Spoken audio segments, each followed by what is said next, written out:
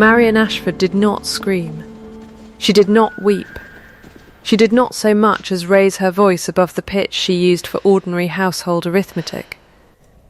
She set her mother's ledger down on the trestle table, squared its corners with 2 fingers, and turned her wedding ring once around her finger with her thumb, the way she always did when she was totalling a column that refused to balance. Across the harvest green, in front of 40 tenant families and the whole assembled gentry of Denby, her husband stood beside a woman in blue, with a boy of perhaps 8 gripping her skirts, and said nothing at all to correct what everyone had just been told to believe. The boy in the blue-trimmed coat had the Ashford chin. Someone in the crowd had already whispered it. Someone else had already begun, very quietly, to do the sum. Marian did the sum faster than any of them. She had kept every sum in this house for 9 years.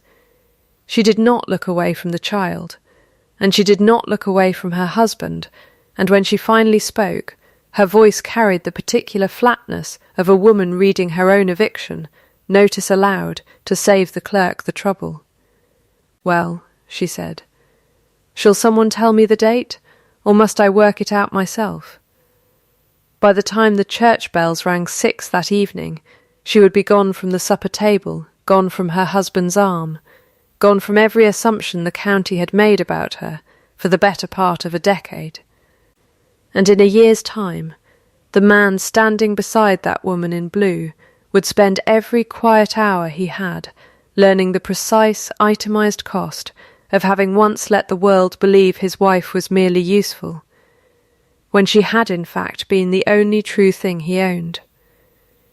If you have ever stood in a room and watched people decide, in real time, what you were worth, subscribe to the channel and stay. This one is for you. The autumn of 1819 came to Denby the way it always did, heavy with the smell of cut barley and indifferent to the people standing in the middle of it. It was harvest weather, hard blue skies and cold mornings, the kind of season that did not care whose marriage was quietly dying inside a fine stone house 3 miles from the village green. Marian Ashford had married Julian Ashford, 6th Duke of Rathmore, 9 years before, in a ceremony her own mother had not lived to see. She had come to him with a competent mind, a small dowry, and a habit, inherited, she would have said, along with her mother's eyes, of noticing what other people overlooked. She had not come to him beautiful in the way the county understood beauty. She had come to him useful, and for 9 years that had seemed, to nearly everyone including herself, close enough to the same thing. Rathmore Hall had needed her the way a badly kept house always needs someone. The rent rolls had been a chaos of crossed-out figures when she arrived. The tenant cottages along the eastern boundary had gone 2 winters without repair. The dower accounts, which should have supported 3 elderly Ashford aunts in modest comfort, had somehow supported them in genteel poverty, while the numbers on paper insisted otherwise. Marian had spent her first 2 years of marriage doing, quietly and without praise, the work that should have belonged to a steward twice her salary. She learned to read a boundary survey the way other wives learned to read a hand of cards. She learned which tenant families told the truth about a bad crop, and which inflated it.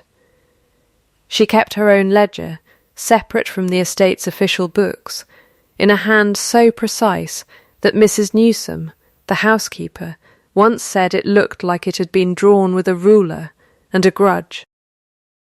Julian noticed none of it, or seemed not to. He was not cruel to her. That was the particular cruelty of it. He was never cruel, only absent in the specific way of a man standing in a room with the lamps unlit, going about his business by feel. He had inherited the dukedom at 19, from a father who had taught him, mostly by example, that a wife was an arrangement one made for the sake of the line, and that sentiment belonged to poetry and not to marriage contracts. Julian's own mother had died when he was 11. Worn thin by decades of watching her husband keep a second household in the next county, and calling it discretion, Julian had grown into a man who managed his estate with real competence, and managed his wife the way one manages an obligation, fairly, correctly, and from a distance he mistook for respect. "You have done well with the accounts again," he told Marcin once, early in their marriage, looking up from the ledger she had corrected for him. It was, she understood even then, the closest thing to praise he knew how to offer. He had meant it kindly. She had taken it, filed it, and gone back to her sums. She had a private habit, one she had never told him about, of granting herself exactly 10 minutes at the end of each difficult day to feel whatever she needed to feel about the shape her marriage had taken. She sat in the small sitting room off her bedchamber, set the clock where she could see it, and allowed herself the full range of it, the loneliness, the low steady ache of being managed rather than loved, for 10 minutes only. Then she closed the account, the way she closed any other, and went to bed with a clear ledger. She had learned this discipline from her mother, who had died when Marcin was 19 and had left her, along with a modest annuity and a single garnet ring too small for Marcin's hand, a maxim she still heard in her mother's voice at least once a week. Being useful is not the same as being loved. Mind the difference, and never let anyone else decide which one you are. She wore the ring on a chain around her neck, since it would not fit her finger, and she had not taken it off since the day of the funeral. Their son, Harry, was 7 that autumn, a serious, watchful boy, who had inherited his father's colouring and, Marcin sometimes thought with private satisfaction, his mother's habit of noticing things. He followed her through the estate on rent days, sat beside her while she worked the ledgers, and had once corrected a tenant's arithmetic at the age of 6, with a gravity that made the man laugh until he wept. Harry was, in every practical sense, the centre of the small country Marcin had built for herself inside the larger, colder country of her marriage. She told herself, in the 10 minutes she allotted such thoughts, that this was enough. A well-run house, a beloved son, a husband who was fair if not warm. She had built something real out of what she had been given, and she was, by any honest accounting, not unhappy. It was only in the last months of that particular autumn that the arithmetic of her own life had begun, very quietly, not to balance, small absences of Julian's that did not match his stated business, letters he did not leave lying about the way he once had, a new closeness with his land agent, Mistress, Aldous Crane, that struck her as less like a state business and more like a man being managed. She did not yet know the name Vivian Price. She would know it very shortly, in the worst possible way, in front of the entire county. The Harvest Home Assembly at Denby was the largest gathering of the year, tenants and gentry together on the green below the church, tables of bread and cider set out under the last warm light of September. The vicar saying his blessing over the wheat sheaves, while children ran between the trestle legs. Marcin had attended every year of her marriage. She knew by name nearly every family present, knew which children had grown, which old men had not survived the winter, which young couples had married since the last fair. It was, in its way, the one place she felt fully and visibly useful, greeted, consulted, trusted. And she had come this year, as always, with Harry's hand in hers, and her mother's ledger tucked under her arm, because a tenant family had asked her to settle a boundary dispute before the day was out. She did not see the carriage arrive. She heard it, the particular hush that moves through a crowd before the eye catches up to the ear, and turned to find her husband standing near the church gate with a woman on his arm she had never met, and a boy at the woman's side who had, unmistakably, unforgivably. The Ashford chin. Marian would tell herself later that she understood the whole shape of it within 4 seconds. She had spent 9 years reading rooms for a living. She read this one instantly, Julian's stillness, which was not the stillness of a man caught by surprise, but the stillness of a man performing a scene he had rehearsed and did not want to perform. The woman's chin lifted at precisely the angle of someone who has been told her claim will hold, the boy's hand gripping fistfuls of the woman's skirt, watching the crowd with the wary alertness of a child who has been prepared for this and is frightened of it anyway. She did the sum. She set down the ledger. She turned her ring once with her thumb, and she did not scream, and she did not weep, and she asked, in a voice pitched for arithmetic, for someone to tell her the date. Nobody told her the date. Julian told her nothing at all. It was Vivian Price who spoke, in a voice of practised, poured cream warmth, loud enough to carry to the church steps. "I believe," she said, "it is past time this county understood who the Duke's true family is." Marian looked at her husband. She looked for a very long 2 seconds, giving him, though she would not have called it that at the time, the exact interval a fair woman grants a man to correct a lie spoken in his presence. Julian did not correct it. He stood with his jaw set and his eyes somewhere past her shoulder, and said, finally, in the flat, careful voice of a man reading a bill of sale, "Marian, we should speak privately. We are speaking publicly," she said. "You made that choice when you brought her here, instead of to my sitting room." A murmur went through the crowd, the particular sound of 40 families recalibrating a decade of assumptions in real time. Marian felt it against her skin like weather. She felt Harry's hand tighten in hers, and she looked down at her son's face and saw that he too had already done a version of the sum, though he did not yet have all its terms. "Mamma," he said quietly, "who is that boy?" "I don't know yet," Marian told him, which was in that exact moment true, "but I intend to find out precisely." She did not run. She did not allow herself the mercy of running, because running would have given the county a story about a broken woman, and she had already decided, in the 4 seconds it had taken to read the scene, that she would not hand them that story. She picked up the ledger. She took her son's hand. She walked the length of the green at an ordinary pace, greeting old Tobias Fenwick by name as she passed him, accepting his silent, appalled nod, as if it were nothing more than a comment on the weather, and she did not look back at her husband once. She granted herself, that night, not 10 minutes but 30. She sat in the small sitting room with the clock in view, and she let it move through her. The full catalogue of it. Betrayal and humiliation, and a grief so old it felt like it had been waiting 9 years for permission. And when the half-hour ended, she closed the account exactly as she had trained herself to, and she opened the ledger instead. And she began, by candlelight, to write down everything she knew. It was not very much.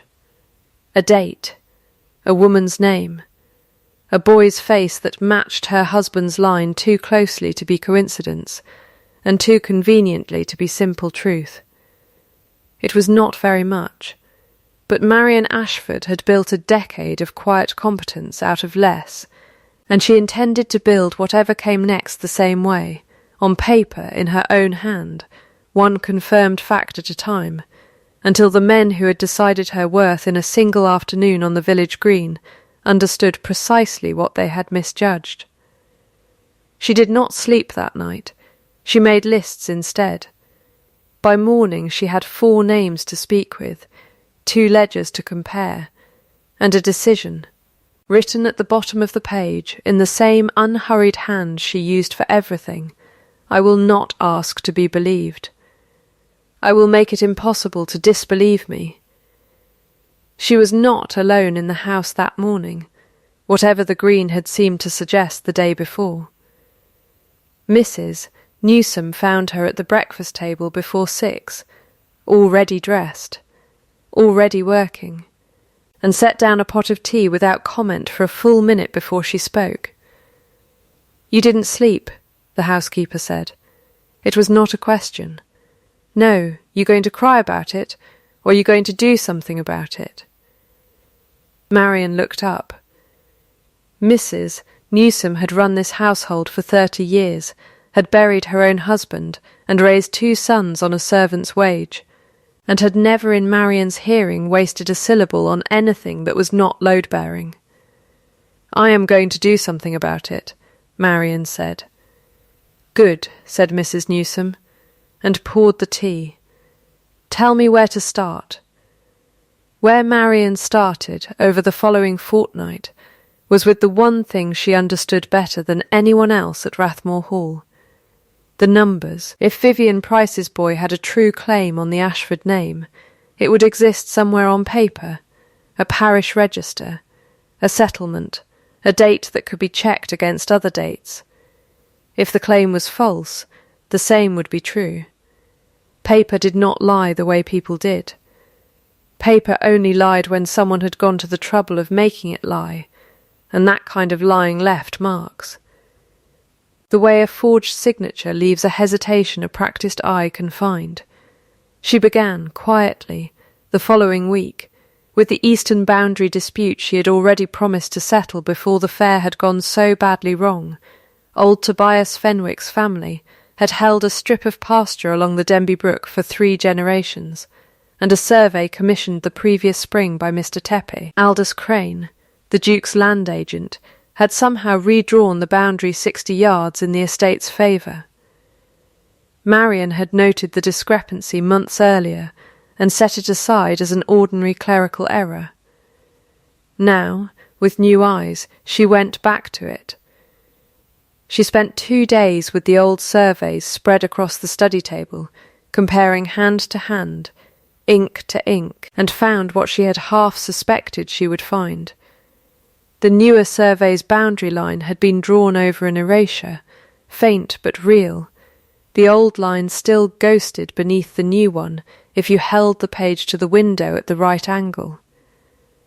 "Someone altered this," she said to Mrs. Newsome, who had taken to standing in the doorway most afternoons now, arms folded, watching, deliberately, recently. "Crane drew that survey," Mrs. Newsome said. "Crane drew that survey," Marion agreed. "And Crane has been unusually attentive to my husband these last months." She rode out to see Tobias Fenwick herself the next morning, without an escort, in the plain wool she wore for estate business, rather than the silk the county expected of a duchess. Fenwick was 71, weathered the colour of the barley he had spent his life growing, and he received her at his own kitchen table with the particular deference of a man who had watched her do fair work for 9 years, and had opinions about what had happened on the green that he was too well-mannered to voice unasked. "I'll say it plain, Your Grace," he said, when she had explained what she'd found in the survey. "That boundary's been mine since my grandfather's day, and Crane's man never once walked it with me before he drew that new line. Walked the far field with his own boy holding the chain, and never asked me a thing. Would you swear to that, before witnesses, if it came to it?" Fenwick studied her for a long moment. "You asking me to stand against the Duke's man, Your Grace?" "I am asking you to stand for the truth," Marion said. "I will not ask you to invent anything. I am only asking whether the true account of what happened on your land is one you would be willing to say aloud." "Then Fenwick said, I'd swear to it. Every word. It was a small thing. 60 yards of pasture was, in the scale of a dukedom, almost nothing. But it told Marion something she needed far more than the land itself. That Aldous Crane was a man willing to alter a document for advantage, and that he had done it recently enough, and carelessly enough, to leave a mark a patient eye could find. If he had done it here, over pasture. She did not think it likely he had suddenly discovered scruples when it came to something as large as an heir. She said nothing of this to Julian.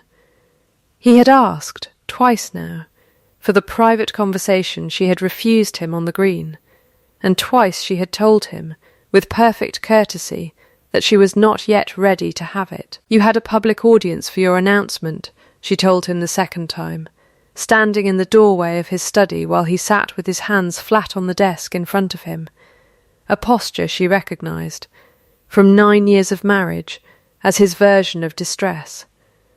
"I will decide when I am ready for a private one." "That is not cruelty, Julian. That is arithmetic. You do not owe me an explanation until I am prepared to hear it honestly, and I am not, yet he did not argue. That, too, told her something. A man certain of his righteousness argues. A man managing a lie he has been handed, and does not yet fully understand himself, goes quiet instead.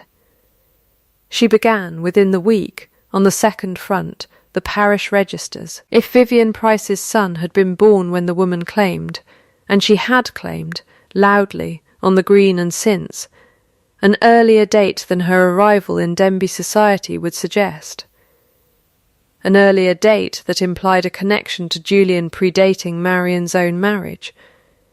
Then a register somewhere would confirm it. Marian wrote, in her own hand, to the vicar of the parish Vivian claimed as the boy's birthplace, requesting, in her capacity as Duchess of Rathmore, a certified copy of the relevant entry. It was, she thought, the first genuinely useful thing her title had done for her in 9 years. No one refused a duchess's request for a public record. The reply took 11 days to arrive. When it did, Marian read it twice at the breakfast table, and then a third time, and felt something in her chest that was not yet triumph, but was, for the first time since the harvest green, something adjacent to hope. The register entry did not match the date Vivian Price had given the county. It matched a date nearly 2 years later, a date that placed the boy's birth not before Marian's marriage to Julian, as the woman's performance on the green had so carefully implied, but well within it, which meant either the boy was not, in fact, Julian's son at all, or he was, and the entire architecture of Vivian Price's public claim, the claim that she and her child predated and thereby outranked Marian's own family, was built on a lie anyone could check. "She's counting on nobody checking," Marian said aloud to the empty breakfast room, and found that she was for the first time in weeks almost smiling. She did not smile for long. 2 days later, Julian came to find her in the estate office, where she had taken to working most afternoons now, ledgers spread in the organised chaos she alone could read. He stood in the doorway the way he always did lately, as though the room itself required permission he was no longer certain he had. "Crane tells me," he said, "that you have been writing to parishes, asking after dates." "I have. Marian," he said her name the way he had begun saying it these past weeks, carefully, as though it might detonate. "I would ask you not to make this more public than it already is." She set down her pen. "It was made public on the harvest green, Julian, by you, standing beside a woman you allowed to announce to 40 families that I am not your true wife. I did not choose that stage.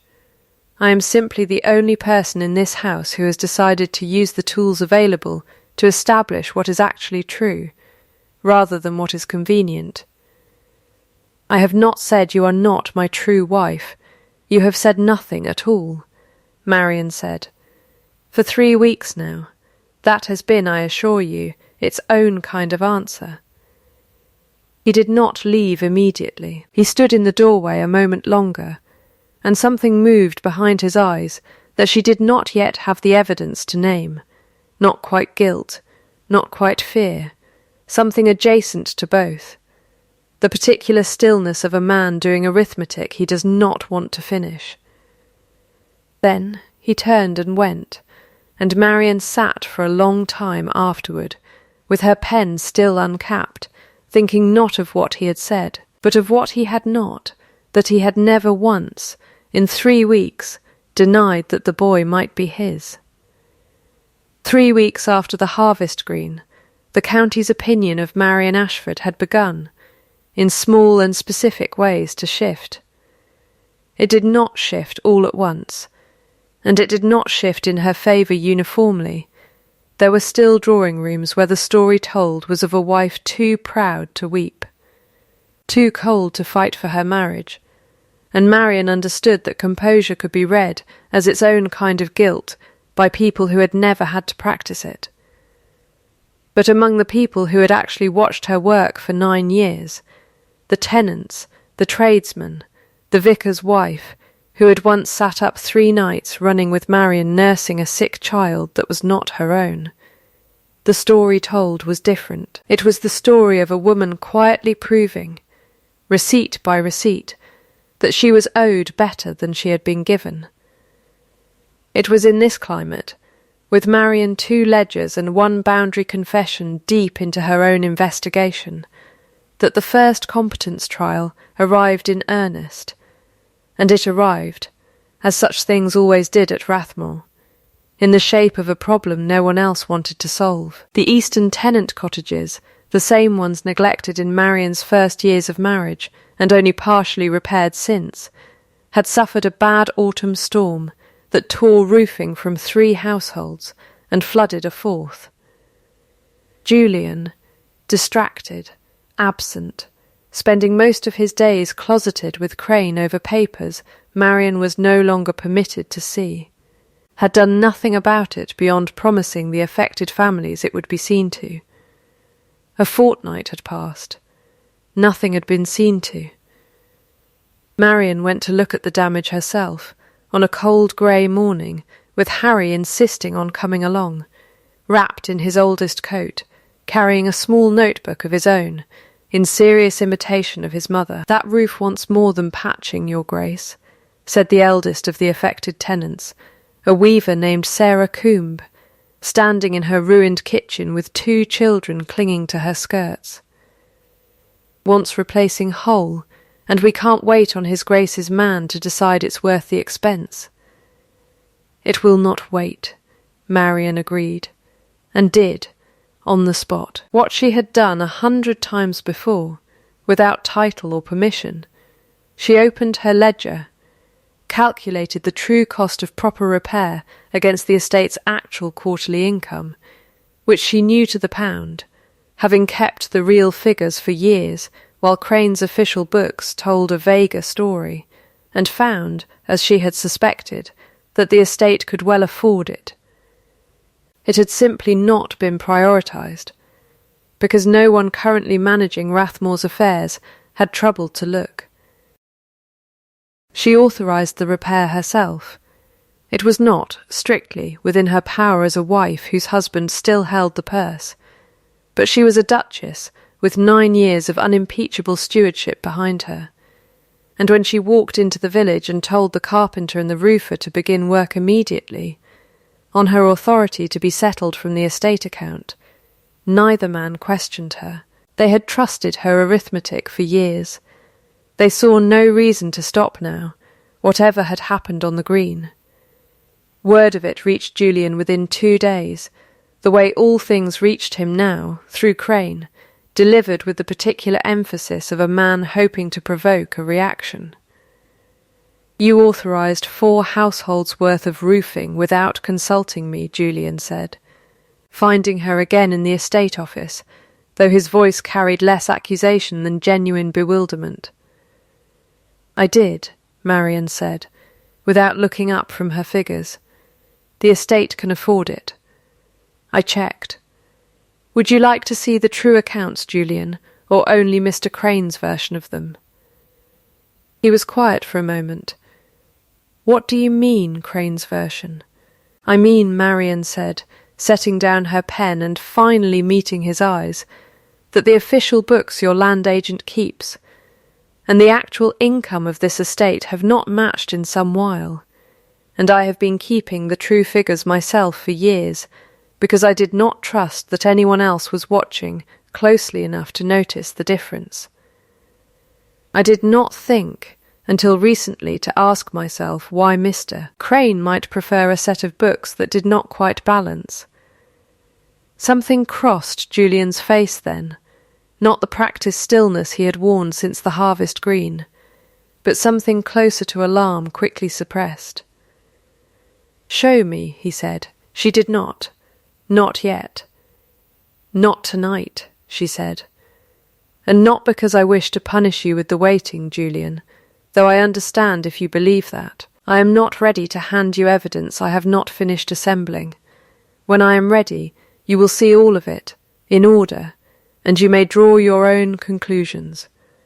Until then, I would ask that you consider, privately, why a man who has managed your affairs faithfully for 6 years chose this particular autumn to redraw a tenant's boundary and misplace several £100 of estate income."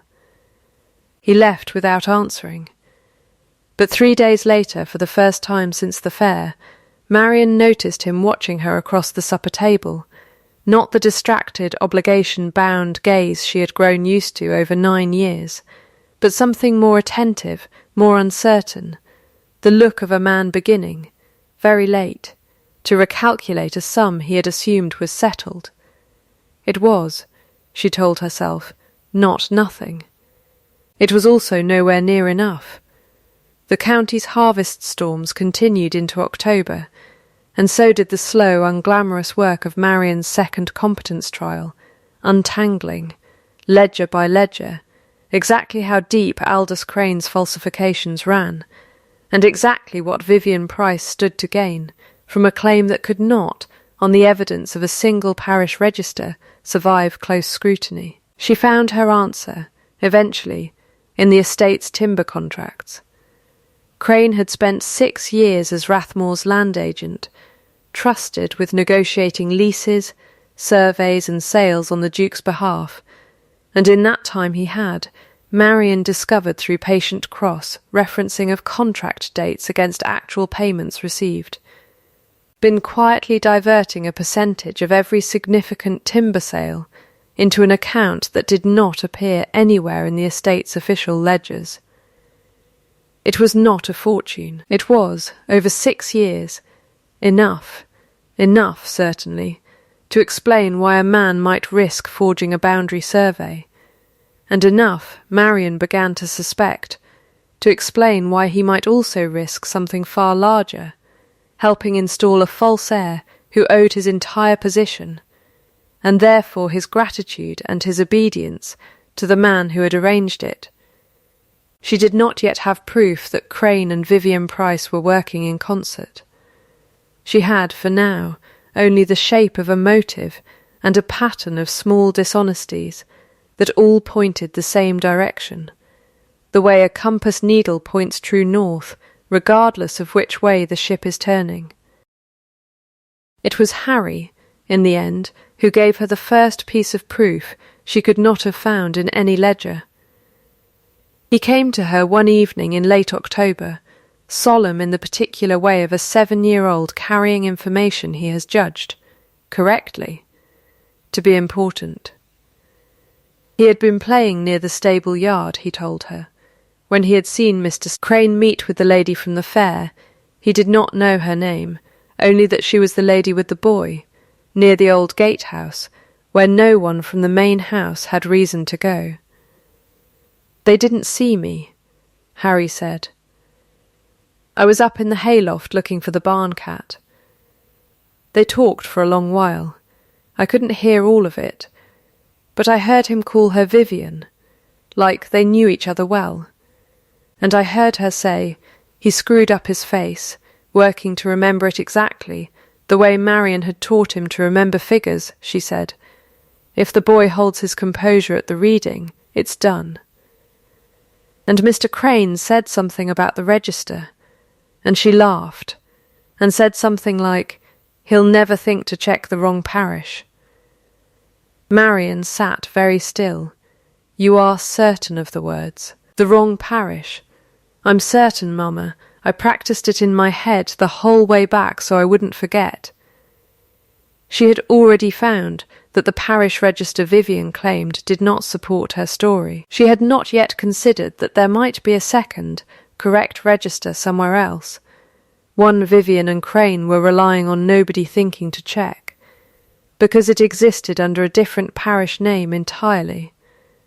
Likely because it recorded something Vivian very much did not want the county to see.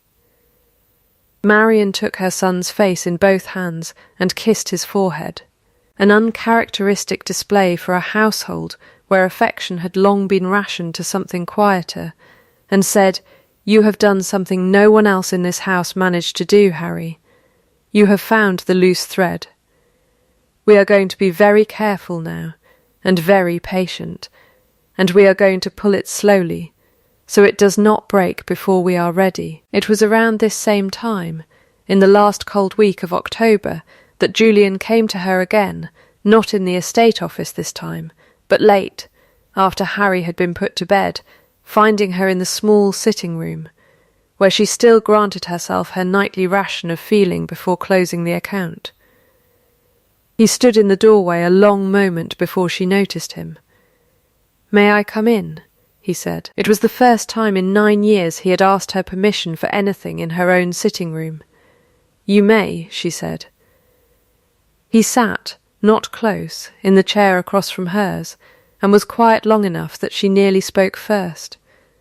When he did speak, his voice had lost the flat, rehearsed quality it had carried since the Green. "My father kept a second household for 11 years, he said, in the next county. Everyone knew. My mother knew before I was old enough to understand what it meant, and she never once said a word against it in public, because he had told her more than once that a scandal would cost the family more than her silence ever would. I watched her die a little more every year of it. I swore, when I was young enough to still believe swearing changed anything, that I would never build a marriage on that particular kind of quiet cruelty. And yet, Marcin said. And yet, Julian agreed, and for the first time since the harvest green, something in his face broke open, just slightly, just enough.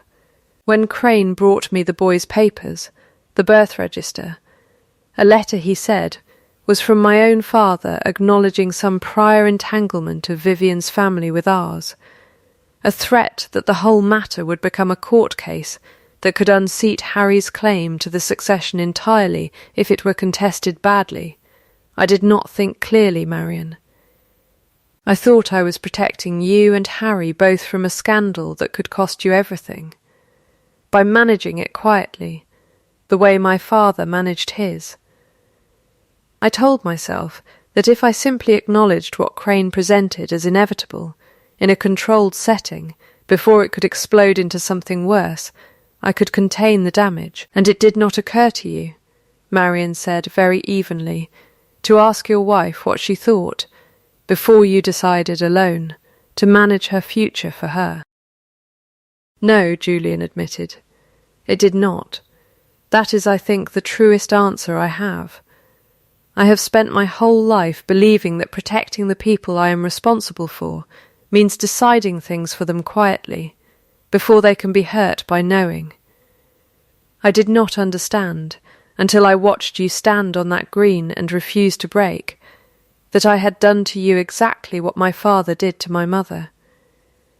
I had decided you were an obligation to be managed, rather than a woman to be told the truth.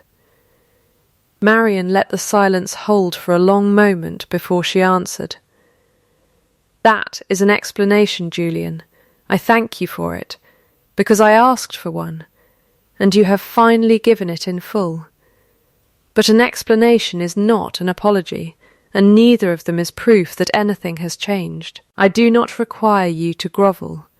I require you to be honest, and then I require you to watch, for as long as it takes, while I finish what I have started. I am close to understanding exactly what Crane and Mrs. Price have built, and when I am ready, I intend to take it apart in front of the same county that watched you take me apart on that green. I will not be doing it for revenge. I will be doing it because I am done being managed. I would like to help you, Julian said. You may watch, Marion said. For now, that is the whole of what I will allow you. Show me you can do that honestly, and we will discuss what comes after. He nodded once and did not argue, and left her to her sitting room and her ledger and the last of her nightly 10 minutes, which that night she did not need at all, because for the first time in 3 weeks she found she had nothing to grieve. She had, instead, work to finish. The second parish register took another fortnight to locate, and Marion found it only because Harry's overheard fragment, "He'll never think to check the wrong parish," had given her the single clue she needed, not to search where Vivian Price claimed to be from, but to search the parishes adjoining Aldous Crane's own family seat, 40 miles south, where a land agent with connections might plausibly arrange a quiet, private register entry no one in Denby would ever think to request. She wrote to that parish under her own hand and title, as before, and this time enlisted the help of Mr. Aldridge, the county solicitor, a spare, precise man who had handled Rathmore's legal affairs for 20 years and had, Marion suspected, his own private reservations about Aldous Crane that he had never been positioned to voice. You understand, Aldridge told her, in his dry, careful way, that if what you suspect is true, this is not merely a domestic matter. Your Grace. Forging a parish register or procuring a false one is a serious offence. If Mr. Crane has done this, he will answer for it before a magistrate, not merely before the county's opinion. I understand that entirely, Marion said. I am not interested in domestic revenge, Mr. Aldridge. I am interested in the truth being established so completely, and so publicly, that no one in this county is ever again permitted to doubt it. If that requires a magistrate, then I welcome a magistrate. The register, when it finally arrived, confirmed everything Harry's overheard conversation had promised. It recorded a boy's birth under Vivian Price's name, but the father listed was not Julian Ashford, it was Aldous Crane himself. Marion sat with that single line of ink for a long while before she allowed herself to feel anything about it at all. Then she permitted herself exactly 10 minutes, not of grief this time, but of the strange, complicated relief of watching an enormous lie collapse into its true, much smaller shape. And then she closed the account and began to plan. She had now the whole architecture of it. Crane and Vivian Price had been partners for years, since before Vivian ever arrived in Denby.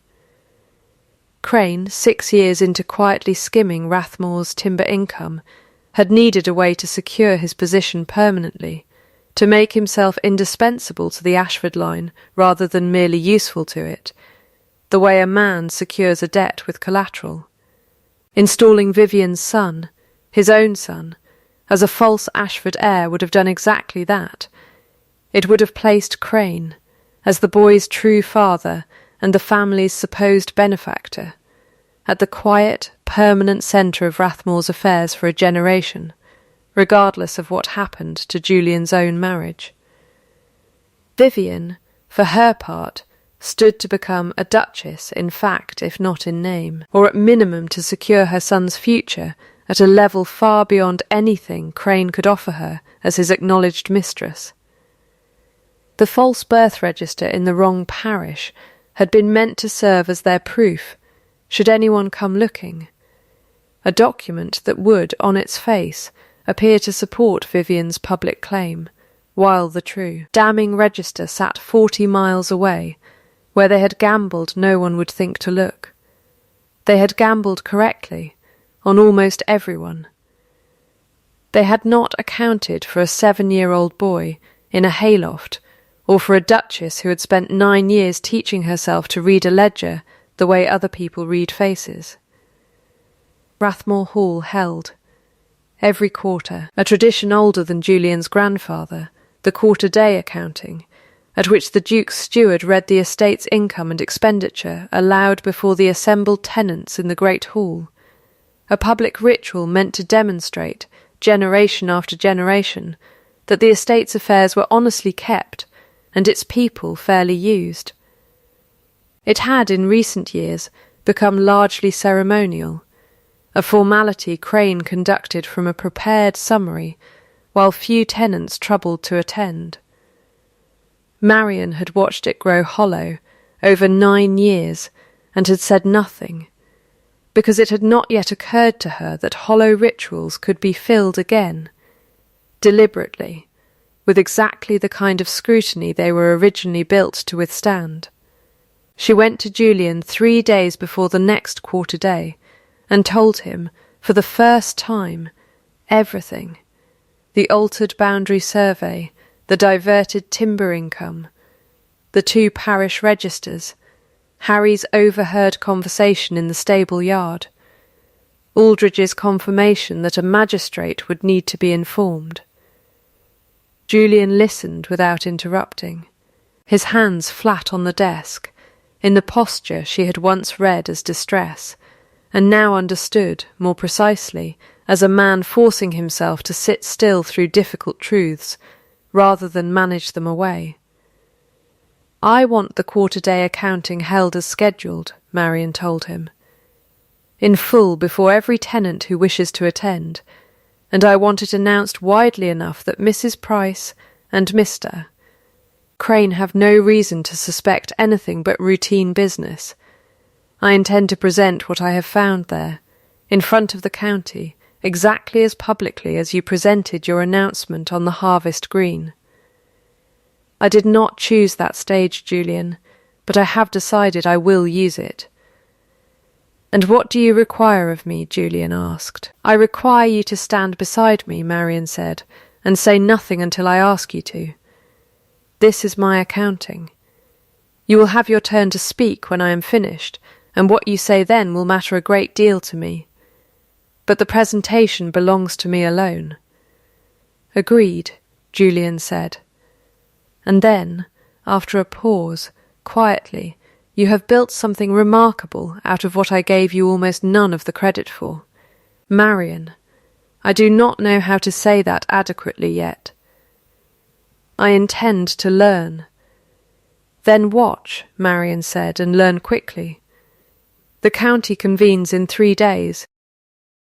The great hall at Rathmore had not held a crowd of this size in years. Word had travelled, as Marian intended it to, that the quarter-day accounting would this season include a full public reckoning of the estate's affairs, and curiosity alone had drawn nearly every tenant family in Denby, along with a good portion of the gentry who had attended the harvest fair, and never quite stopped discussing what they had seen there.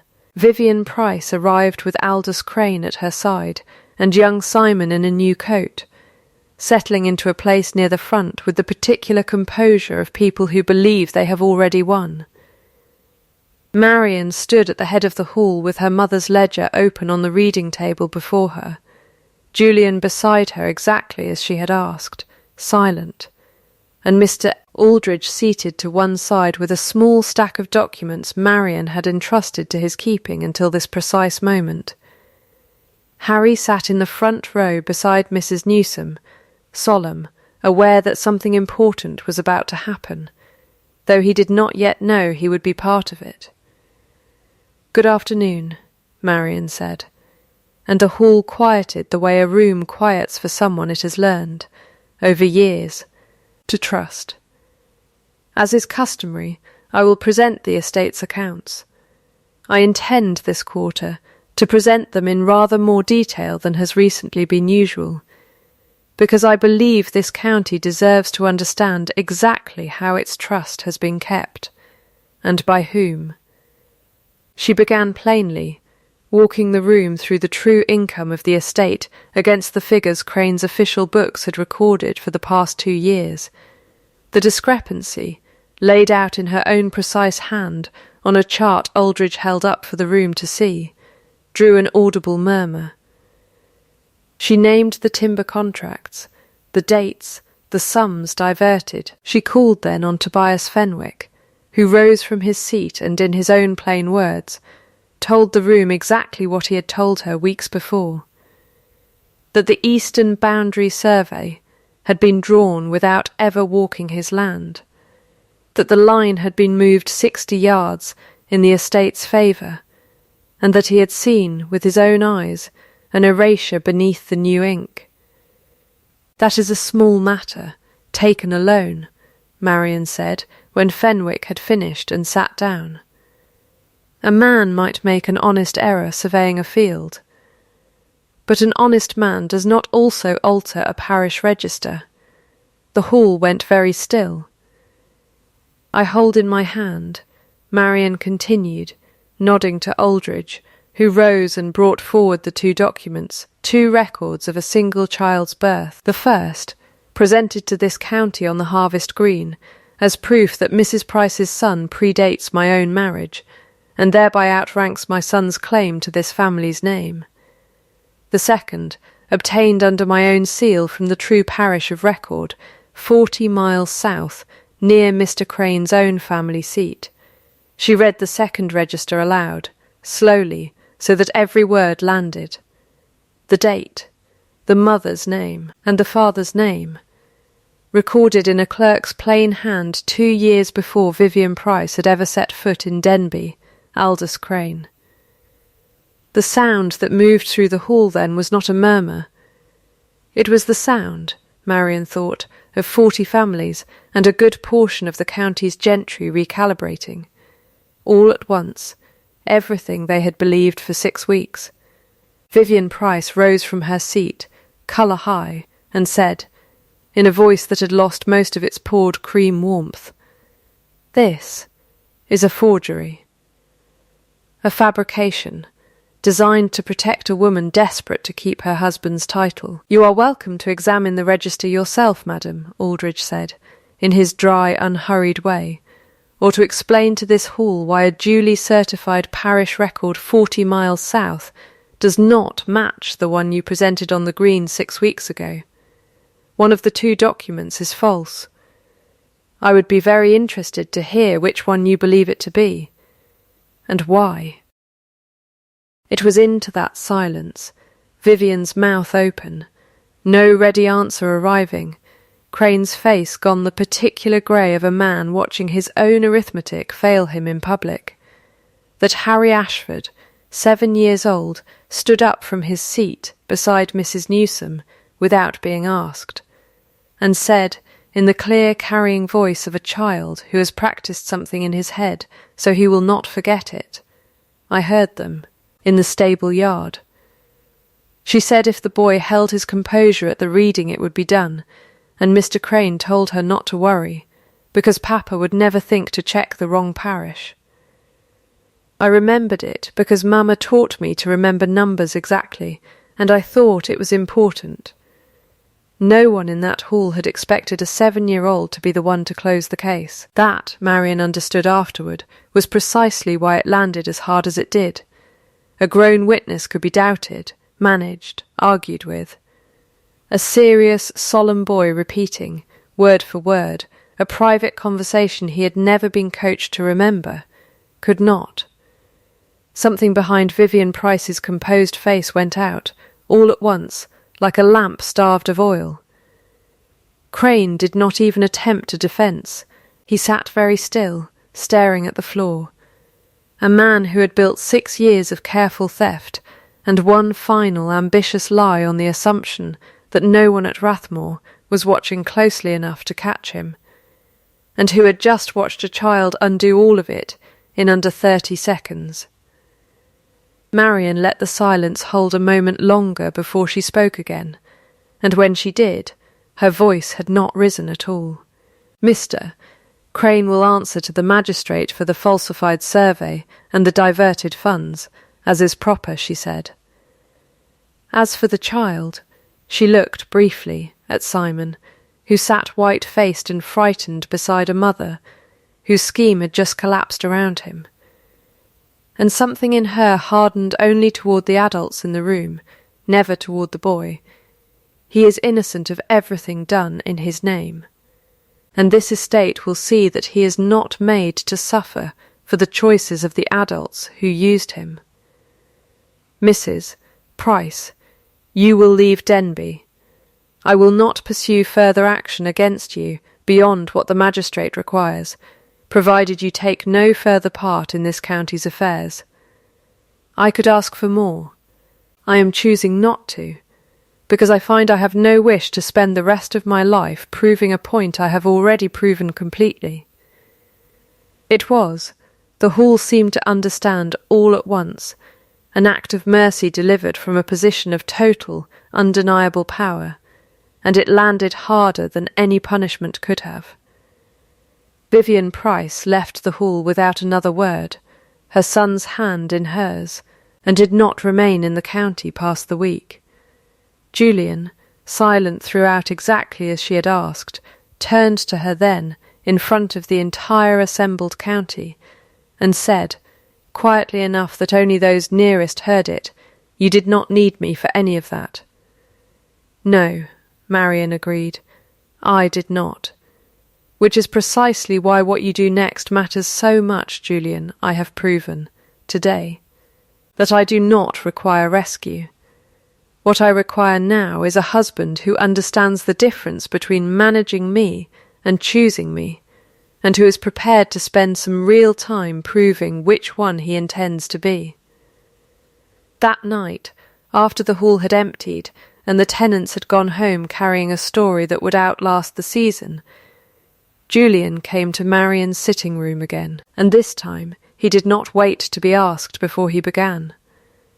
"I owe you a full accounting," he said. "Not the kind Crane gave this county for 6 years. The true one." "I am listening," Marian said, and set down her ledger for what felt, for the first time in weeks, like an evening she would not need it.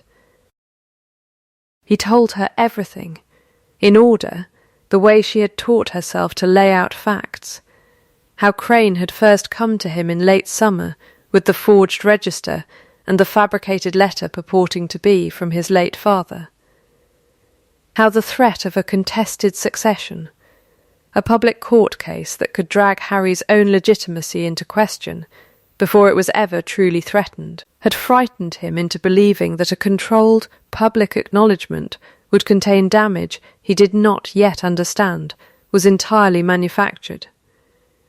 He told her how his father's decades-long infidelity had taught him, wrongly, that protecting people meant deciding things for them in silence, and how he had not recognized, until he watched her stand unbroken on the green, that he had recreated the exact cruelty he had sworn as a boy never to inflict.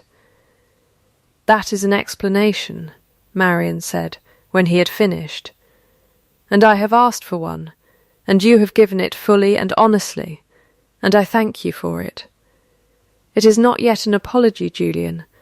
I would like to hear that too, in its own words, not folded inside the explanation." He was quiet a moment, and then he said it plainly, without ornament, the way she had noticed he said things that cost him. "I am sorry. I let fear make your decisions for you, and I let this county believe, for 6 weeks, that you were disposable, when you have been the truest and most capable person in this house since the day you arrived in it. I was wrong, and I do not expect the apology to undo 6 weeks of it. I only wanted you to hear it said plainly, once, without an explanation attached." "Thank you," Marian said. "I accept it. That does not mean we are finished. It means we may begin." She named her terms the way she had promised herself she would, itemized aloud like the clauses of a contract, because she had learned, over 9 years, that agreements spoken vaguely were agreements easily broken. She would retain full authority over the estate's true accounts, alongside whatever steward replaced Crane, and that authority would be acknowledged publicly, not merely tolerated privately. Her judgment regarding tenants, repairs, and household matters would not be overridden without consultation. Her name, and Harry's, would never again be left undefended in a public setting, whatever pressure Julian believed himself to be under. And she would not act as mediator in his reconciliation with his own fear of his father's failures.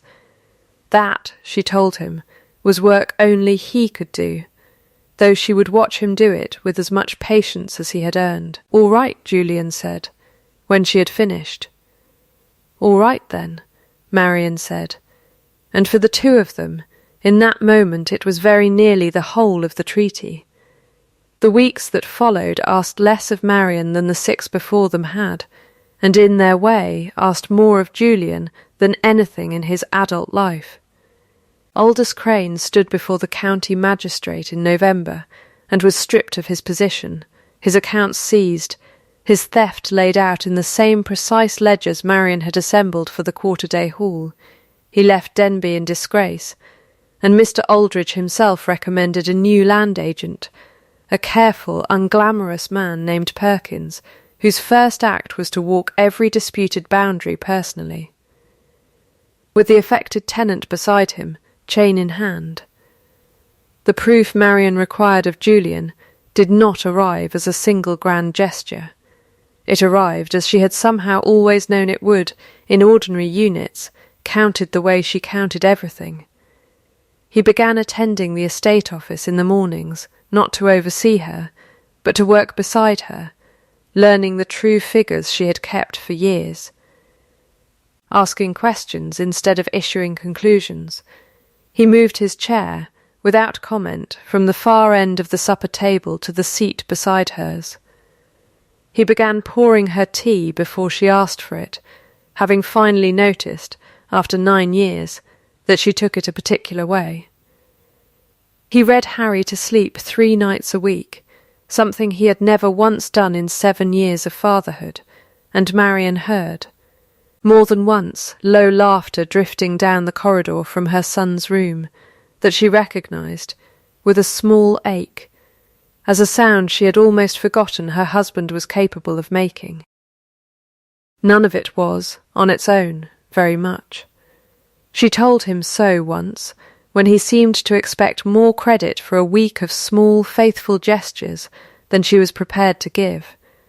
Nothing in isolation, she said, and everything in accumulation. Julian, you are not owed applause for pouring tea correctly once. You are owed my trust when you have poured it correctly for long enough that I stop being surprised by it.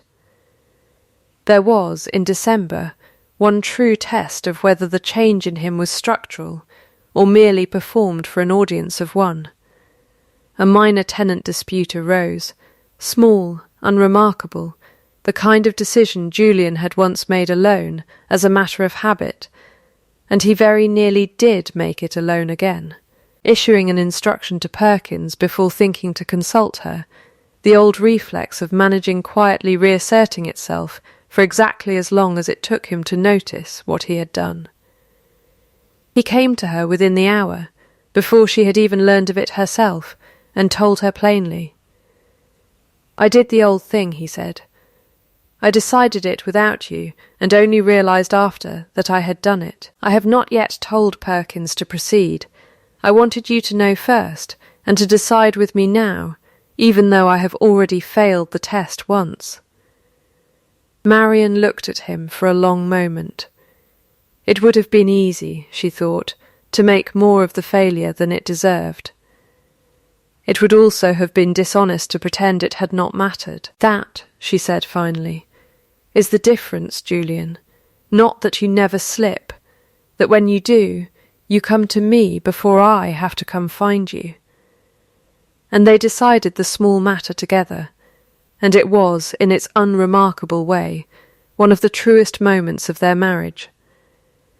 It was on a quiet evening in January, the house finally warm against a hard frost outside, that Julian said the thing Marian had not asked him for, and had, some months before, stopped expecting to hear at all.